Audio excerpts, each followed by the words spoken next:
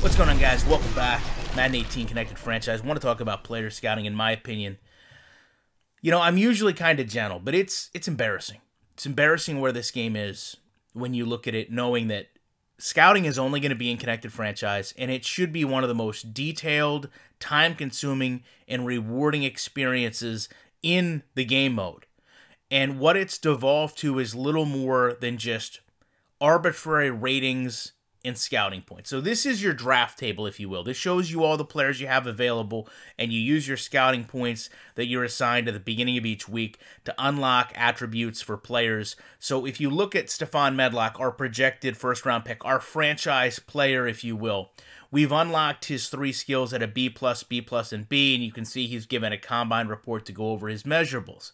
Now, the interesting thing is when you look at all the players together, really only the first 3 running backs here are quote-unquote serviceable by the game. Everyone else is projected. Mid-round picks are undraftable, but their grades don't change much. They're in that 6.8 to 7.4 range. You take a look at Lawrence Vancouver, a mid-third rounder, he's at a B, C+.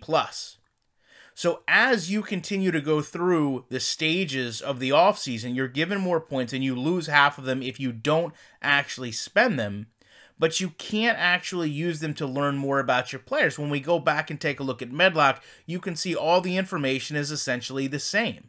The problem with this is, if I'm trying to distinguish him between another player, I'm really not given an opportunity other than just going through measurables.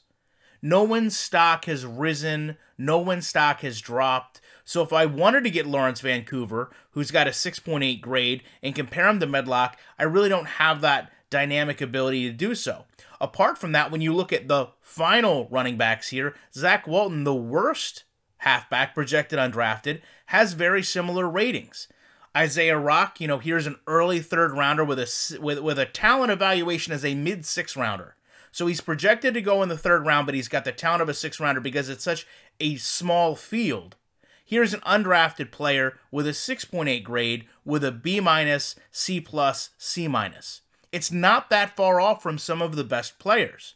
And as you get into the draft, it's important that we understand these players are not dynamically moving. What I looked at now is the same thing I looked at before. If he had a bad pro day, if he had a bad combine, if he's been injured, none of that's reflected. And it's intriguing that when you look at the actual start of the draft, you'll notice it says the missing ingredient. The Dolphins have talent but miss the playoffs. A middle linebacker could help. So Kenyon Drake, who is my current halfback, he's not impacted by the fact that I'm looking at a plethora of halfbacks that we really don't need.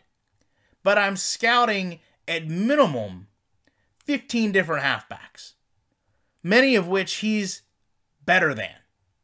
And it has no impact on the actual team.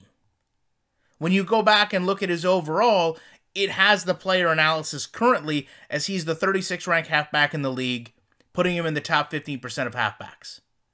Yet I'm scouting the worst halfback in the draft in a field of halfbacks which is apparently very shallow. There's no dynamicness to this. There's no impact from one point to another. It's almost like they're all separate fields of information that never cross-communicate.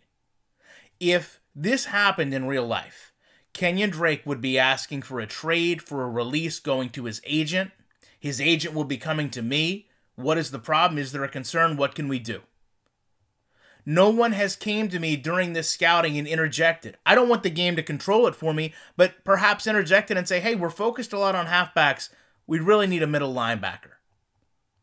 All the stories that happen during the course of a pro day, or a combine, or a poor workout, or a player that gets injured, none of those are actually put into this mode. In a day and age where the NFL draft has become one of the most anticipated events from a fan perspective, where we can go online and we can see colleges promote their players. We can watch players' pro days at their college, and we can interact with the NFL Network during the scouting combine. None of those are actually shown to us in Madden. There is not one place you can go in this mode and review a player's faux combine in action. You're just given these randomized numbers and these randomized grades, and told to go ahead and make this player the franchise pick. The number one halfback in the draft for your team, and a team that didn't make the playoffs, should be a big deal. And in Madden, it's nothing. It really is nothing. This game mode needs so much help. It needs so much depth. And it's to the point that other gaming companies can come in, even independently, and rival what Madden has, because of the years and years this game mode has been left stagnant with nothing more than a facelift. Changing the way we're presented information in scouting does not make the game any better. Going back and changing how players are scouted, how we view the information that's provided, and what we can view changes the way this program is running. We need an in-depth franchise mode. Whether Madden Ultimate Team is what sells this game or not, in 2018, for this to be player scouting, you can't tell me this game hasn't went backwards, or at least hasn't advanced. It should be innovating in the marketplace what the draft does for a league, and it's not. Love to know your guys' thoughts on this. Appreciate you checking it out. You know that I'll be back in the week with more commentary.